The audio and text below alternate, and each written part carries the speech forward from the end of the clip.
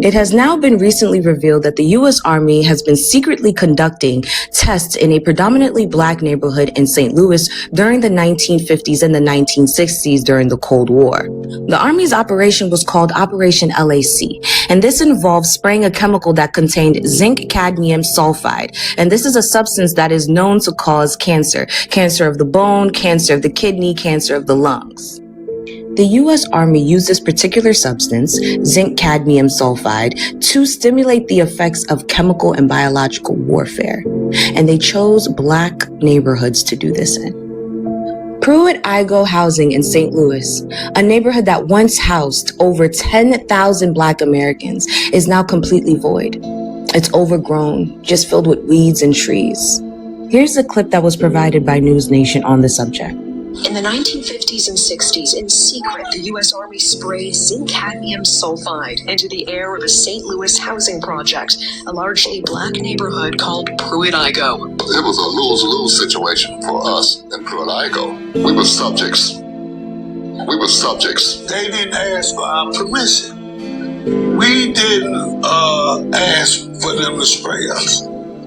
My government used me like I was a guinea pig. We're standing at where Pruitt-Igoe used to be here in St. Louis, and it's hard to believe more than 10,000 people used to live here. As we bring our drone up, you can see it's mostly just an empty lot now, overgrown with trees. This used to be filled with 33 high-rise buildings. It was all demolished in 1976. And according to the National Research Council, St. Louis was chosen for spraying experiments because it had similar characteristics to Soviet targets like Moscow, of population density and terrain, and proximity to a river. The government now admits to a secretive series of Cold War tests, including one dubbed large area coverage. More than 30 tests conducted across the US and Canada, spraying zinc cadmium sulfide from plane. No warning, no consent, secretly done. 30 tests, secretly done. In a predominantly black neighborhood, once again, the use of black bodies at your disposal as test subjects. And then you have the nerve to state that no actual harm has been done, or that the only reason why you picked this particular area is because of the similarities of you and where you possibly would have been in war. It's a lie. You chose a group of people that you knew were powerless, Okay, that's what you did. Now I have one more clip that I want to show you from this segment with News Nation. However, before I do that, I have to remind you guys of the substance that was being sprayed in that predominantly black neighborhood. The name of that substance is zinc cadmium sulfide, right? And the substance is known to cause cancer. What kinds of cancers? Cancer of the bone, kidney, and lung. Please keep that in mind for this next segment that I'm about to play, okay? And top secret clearances, we know how it works. We have died for America. We have fought for America. You are a veteran. I am United States Air Force veteran. Dr. Starks, you're a veteran as well, isn't Yes, I am. I'm an Air Force veteran. So, Is there a sense of betrayal here? Definitely. They want to know if those secret tests have anything to do with what they're observing with their own eyes. I lost my two older siblings to cancer. I lost a brother last month. I've been diagnosed recently with breast lymphoma. I had cancer of the left kidney and partial removal of my left kidney. News Nation reached out to the Army for answers. They provided a one-page response. It says the Army's own Center for Health Promotion and Preventive Medicine investigated in 1994 and found inhalation exposure would not pose a health risk. They also cite later corroborating reviews, including a 1997 review by the National Research Council. Perhaps they assumed we wouldn't read the NRC's 380-page report, but we did, and the Army's statement doesn't show the full picture. In that 1997 review, the National Research Council explicitly says repeated exposure to zinc cadmium sulfide can cause kidney or bone toxicity or lung cancer if levels are high enough. And they admitted they couldn't fully assess the risk. Why? Because some Army records remain classified, it says, for national security reasons. More troubling, key Army exposure records were missing, and when the NRC asked the Army to supply them, the Army said it couldn't find them. Finally, the NRC considered conducting its own study, but concluded it wasn't feasible. In short, it did not test the site, collect samples, or test residents, and they didn't have access to all the data. Their review was based on what the Army gave them, and what the Army either could not find or withheld. The Army ends its statement to News Nation by saying, quote, none of the reports contained evidence of a radioactive component to the zinc cadmium sulfide dispersion tests. Residents say the secrecy and delays are no accident. They're waiting us out. They're waiting on all of us to die. And I 100% agree. They're waiting on all of those residents to die. They don't want any survivors. They don't want anybody that can recall what was going on. I'm pretty sure they didn't even want this interview to take place. You understand? On top of the fact that they've never stopped. They've never stopped. If you think that this American government has stopped using black bodies as test subjects, you're sadly mistaken. You're sadly mistaken. The American government is still polluting black neighborhoods. These big corporations, these big companies, these Fortune 500 companies, they're still polluting black neighborhoods, whether it be with the water, the air quality. It doesn't matter. They are going after our people. Still using us as test subjects, and they're not even hiding it anymore. They're not even hiding it anymore. There's no more secret test that's being conducted. They're out and about with it. When I told you guys what Elon Musk's AI company was doing, right? His AI, his super AI computer, and how in Memphis, he's literally destroying the air quality in so many black neighborhoods. Nobody said anything. Memphis, Tennessee, in Boxtown, a historical black community in South Memphis, residents are being forced to inhale a future they never asked for. In the shadows of a massive supercomputer project, Elon Musk's XAI quietly installed 35 methane burning gas turbines in Boxtown, a neighborhood already burdened by a long, painful history of environmental abuse. But he was able to get away with it. He was only allowed to put in 15. He placed 35. 35. And he's still getting away with it. Why that entire headquarters hasn't been burned to the fucking ground, I don't understand. I don't understand. Because had he tried that in a white fucking neighborhood, I bet you wouldn't still be operating.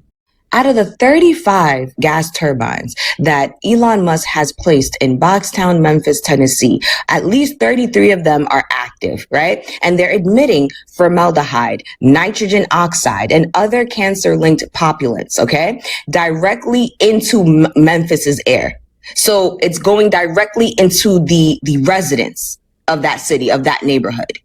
The air pollutants that Elon Musk's super AI company is emitting, right, triggers a series of health issues that disproportionately affects Black Americans amongst any other group here in America. Yet, that's what they're doing it. That's where he decided to secretly do it. And he's still getting away with doing it because it's a Black fucking neighborhood.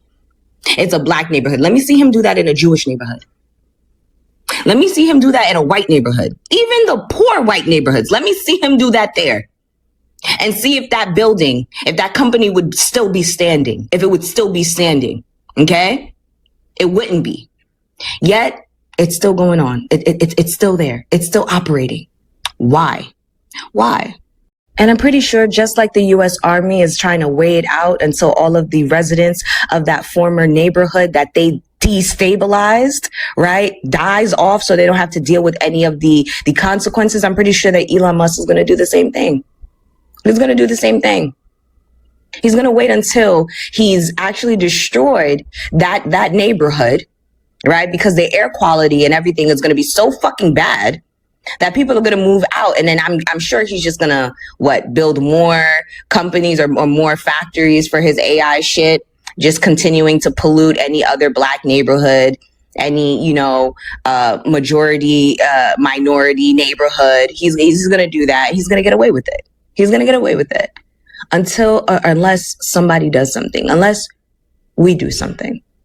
From 1950 all the way to 2025, they are still doing everything they can do to kill us.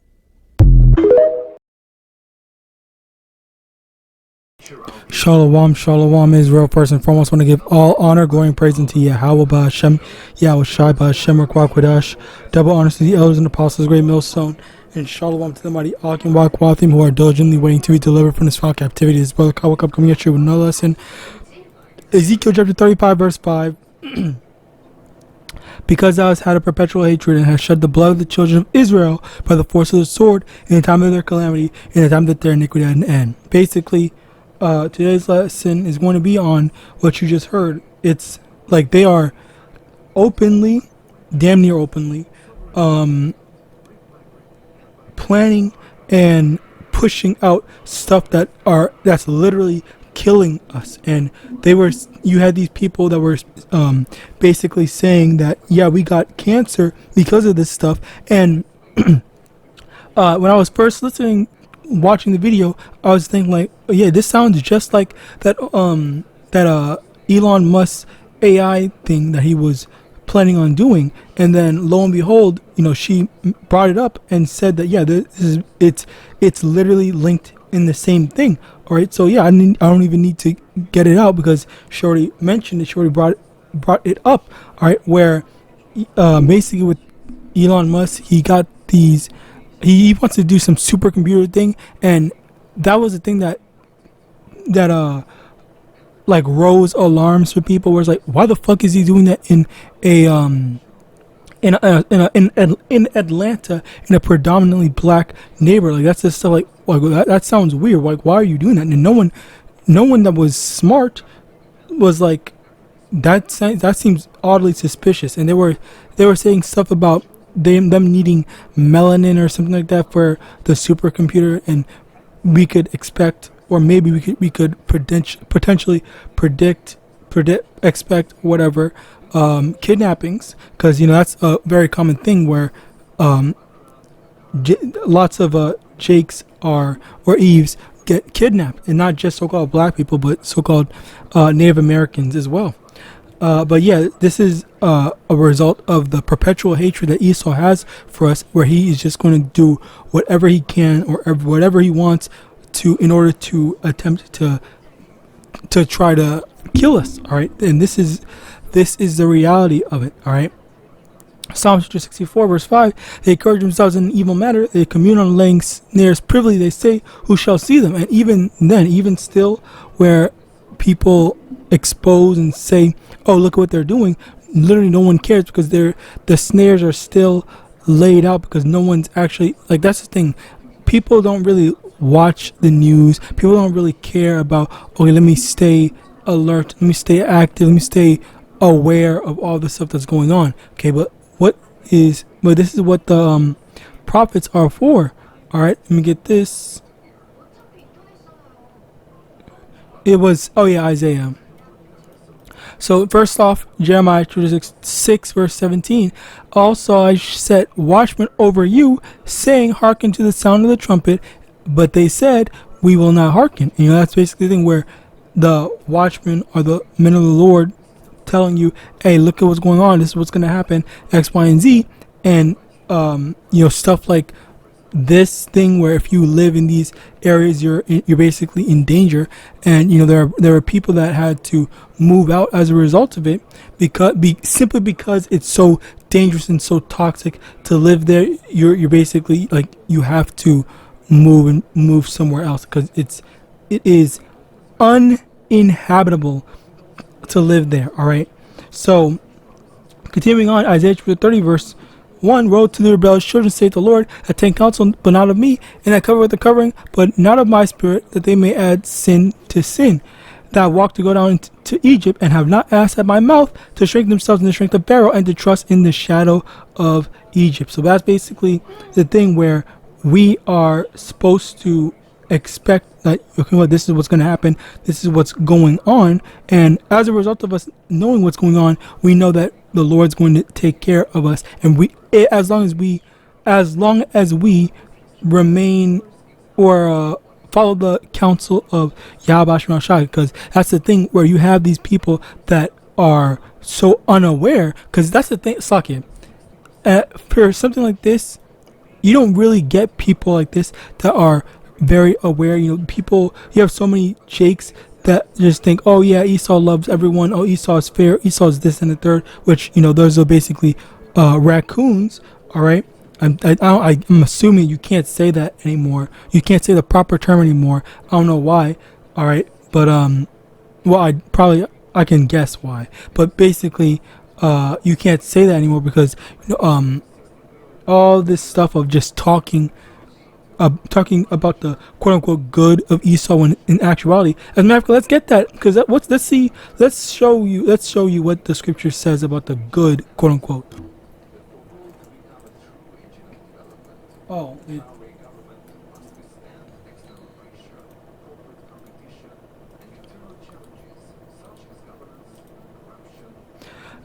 Yeah, I want to get this as well as another one.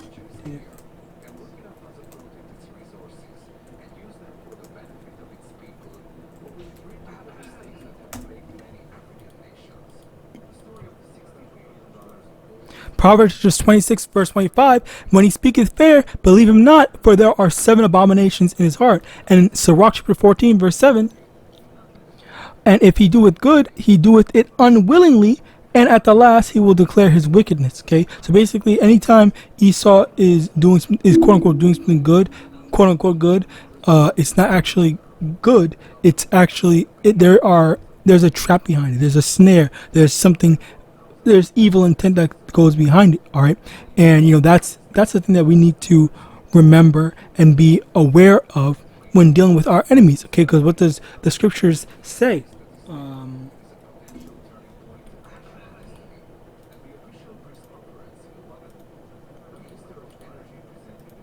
Sirach chapter 12 verse 10, never trust thine enemy, for like as iron rusteth, so is his wickedness. So you should never be trusting your enemy. You should never trust a thing that these Edomites say. Okay, saying that, oh, we want to improve the environment, we want to improve this, we want to improve that, but in actuality, it's just destruction. All right, now let's stay in Isaiah 30 and go to verse 12. Wherefore, thus saith the Holy One of Israel, because ye despise this word, and trust in oppression and perverseness, and stay thereon, therefore this iniquity shall be to you as a breach ready to fall, swelling out in a high wall, whose breaking cometh suddenly and instant. Okay, so that's basically the thing where what's the word? Our people that, or I'm not actually even say our people, but the people, the 2/3 that trust in oppression, that's when all that trust in, oh yeah, Esau's gonna take care of us, Esau got it, Esau got this, whatever, when shit hits the fan, and that's when he's gonna be like, okay, well, what's going on? Like I thought you guys had it. I thought everything was gonna be good. I thought we were gonna make it through, but then lo and behold, like, it doesn't work. All right, it all fails. Okay, it all falls through. Proverbs 14 verse 12, there is a way which seemeth right unto a man, but the end thereof are the ways of death. Okay, so that's another thing where things might seem like, oh yeah, I want to do this, is the right way to go about doing things, and this is primarily how Esau thinks. All right, but in actuality, the truth, the end, or the end goal, or the end results, whatever, is going to lead to his destruction / death. Okay, and that's basically what the Lord is accumulating and letting grow. All right, the destruction of Esau, Edom. Okay, now Ezekiel 33 verse 33, and when this cometh to pass, so it will come, then shall they know that a prophet hath been among them. And so all that warnings that we were doing, sorry, I should have gotten this earlier, but all those warnings that we were doing, telling you and informing you of all this stuff, and then that's when you're gonna know, like, okay, you know what, the prophets were right, and now I'm especially during the famine of the word, now when like the Lord shuts up the prophets, and it's gonna be game over for you. So with that, I pray this was edifying. I want to give all honor, glory, and praise unto YAHAWAH, Hashem, YAHAWASHI, Hashem, Rakwakwadah, double honors to the elders and apostles, great millstone, Abad, and Shalom.